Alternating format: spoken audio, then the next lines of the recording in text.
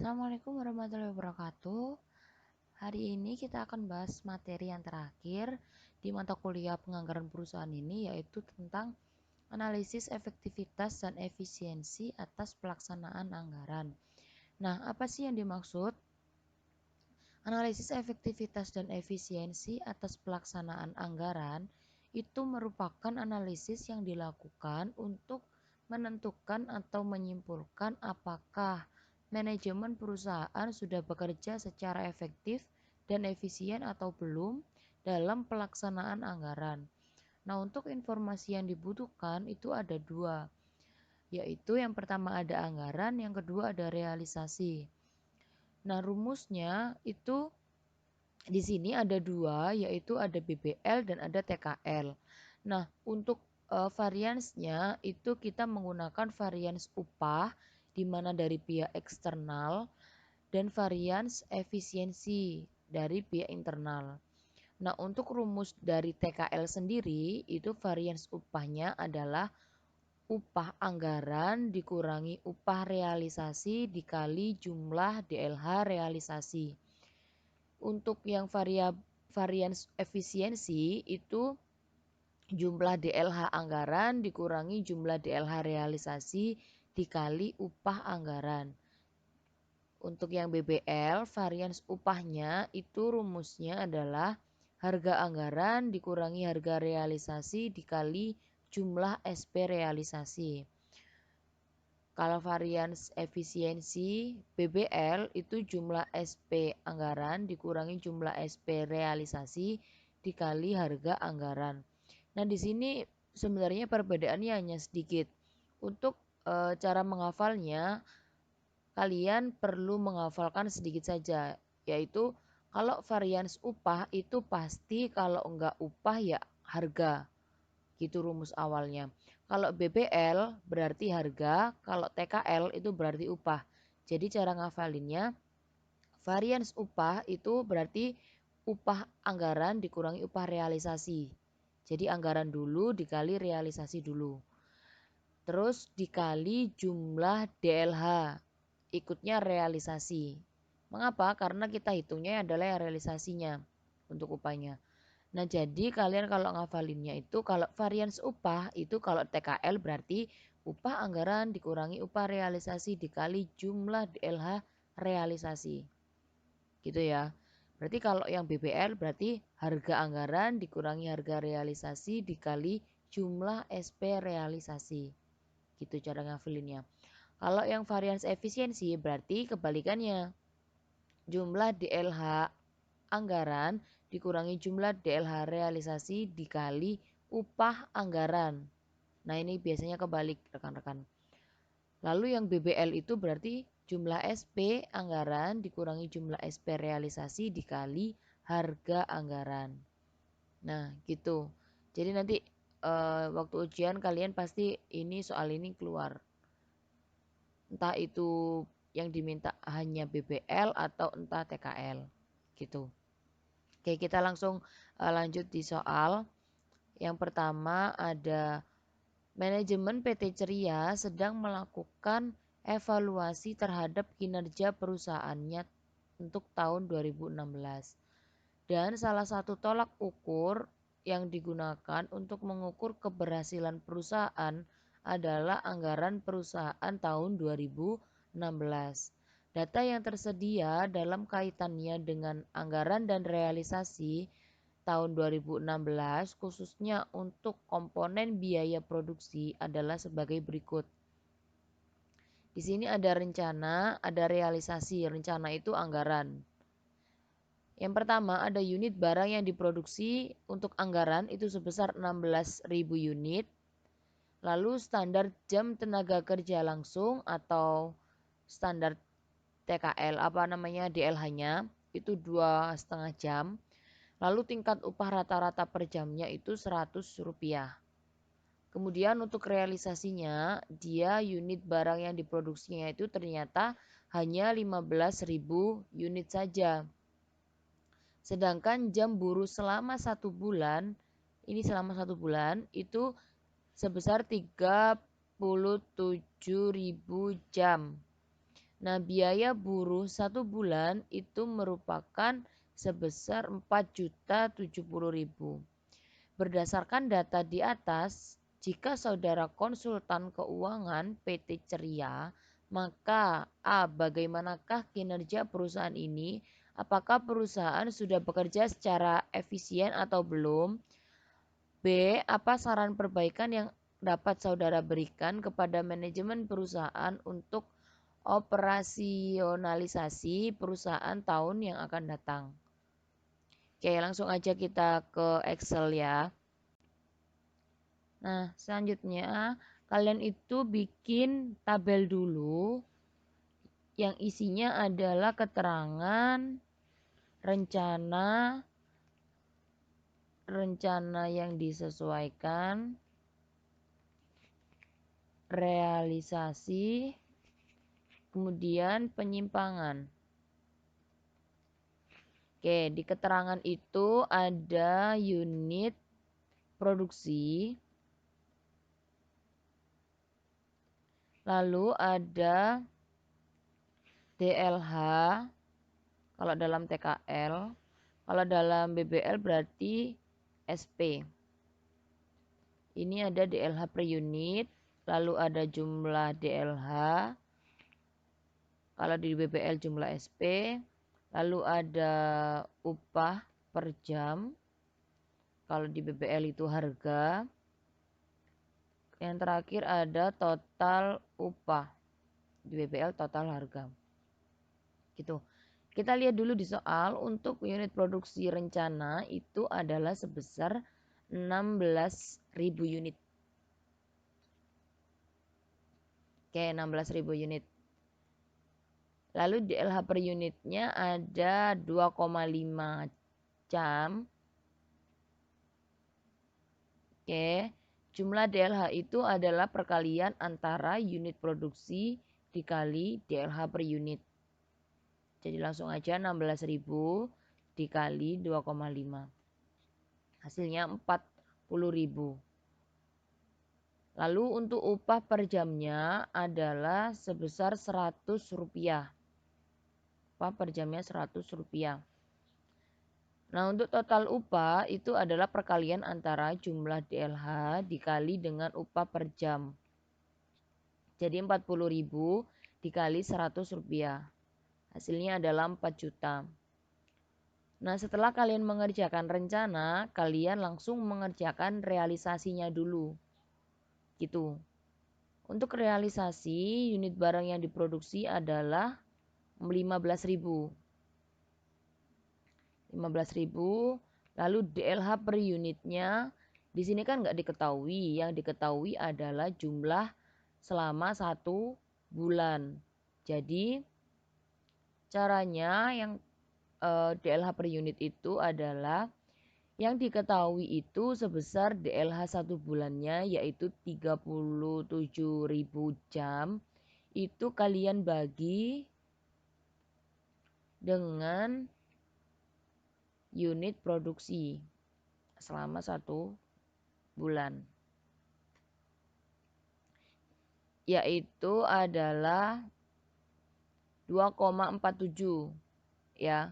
Ini bulatkan di 2 angka di belakang koma aja, 2,47 gitu. Kalau kalian bulatkan 1 angka itu pasti hasilnya beda sama 2,5 ini. Jadinya dibulatkan 2 angka aja di belakang koma. Nah, untuk jumlah DLH caranya sama. Unit produksi dikali DLH per unit.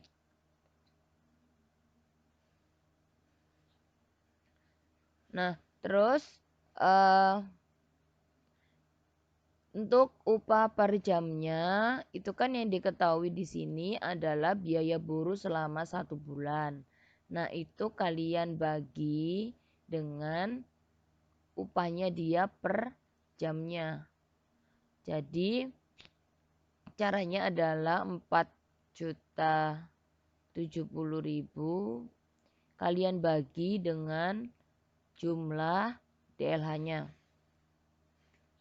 Oke, hasilnya adalah 100 10.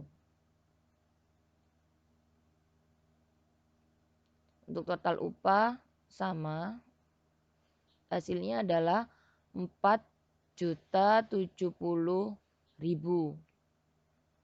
Oke, kalau sudah, kalian kerjakan yang rencana yang disesuaikan. Nah, untuk rencana yang disesuaikan, khusus untuk unit produksi, kalian mengambilnya dari realisasi.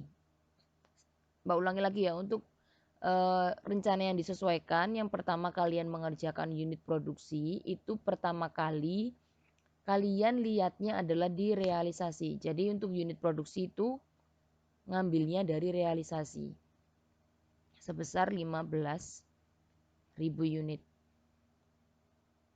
Oke. Untuk DLH per unit itu ngambilnya dari anggaran. Jadi 2,5. Ini ya. Ini otomatis jumlah DLH-nya langsung dikalikan 15.000 dikali 2,5. Bukan ngambil dari mana-mana atau bukan ngambil dari rata-rata, tapi perkalian tetap 15.000 dikali 2,5. Oke, untuk upah per jamnya itu kalian ngambil dari anggaran sebesar Rp100. Nah, yang membedakan di sini hanya unit produksi. Unit produksinya itu ngambil dari realisasi. Untuk yang lain itu ngambilnya dari anggaran. Gitu ya. Nah, Mbak, penyimpangan itu gimana caranya? Penyimpangan itu caranya adalah kalian selisihkan antara rencana yang disesuaikan sama realisasi. Bukan anggaran yang awal ya. Jadi untuk mengerjakan penyimpangan ini kalian lihatnya adalah anggaran yang sudah disesuaikan dengan realisasinya, bukan anggaran yang awal. Jadi untuk rencana ini kalian abaikan. Gitu. Nah, yang namanya penyimpangan itu kan merupakan selisih ya antara rencana yang disesuaikan dengan realisasi. Gitu. Jadi ini caranya rencana yang disesuaikan untuk unit produksi dikurangi realisasi. Oke, hasilnya adalah 0. Ya, enggak apa-apa hasilnya 0. Lalu untuk DLH per unit adalah sebesar 0 juga. Kalau bisa 2 angka di belakang koma. Nah, ini kan 0,00 jadi nggak perlu. Nah, untuk jumlah DLH selisihnya adalah 500. Ini selisihnya 500 ini kalian dari 37.500 ini kalian kurangi dengan 37.000. Bukan 0 dikali 0,03. Akan tetapi dari 37.500 ini dikurangi 37.000. Ya, bukan dari 0 dikali 0,03. Namanya penyimpangan itu adalah selisih dari rencana yang disesuaikan dengan realisasi. Gitu. Jadi ini untuk penyimpangan adalah lain dari rumusnya unit produksi dikali DLH per unit. Oke, next. Untuk upah per jamnya itu adalah selisihnya min 10. Nggak apa-apa, tetap kalian tulis minus. Oke. Lalu untuk total upah adalah selisihnya minus 320.000. Oke, nggak apa-apa. Kalian tulis minus tetap. Nah, kemudian kalian kalau sudah bikin tabel, kalian analisis. Analisisnya ada 2, yaitu analisis variansnya berupa varians upah dan varians efisiensi. Oke, kita tulis dulu analisis variansnya. Yang pertama ada varians upah. Berhubung ini dia TKL, jadi dia pakai varians upah, bukan varians harga. Caranya adalah upah anggaran, kalian lihat lagi di catatan nih. Nah, lihatnya di varians upah itu adalah rencana yang disesuaikan, bukan lagi rencana yang di awal. Rencana yang di awal itu hanya untuk menentukan rencana yang disesuaikan dengan realisasi.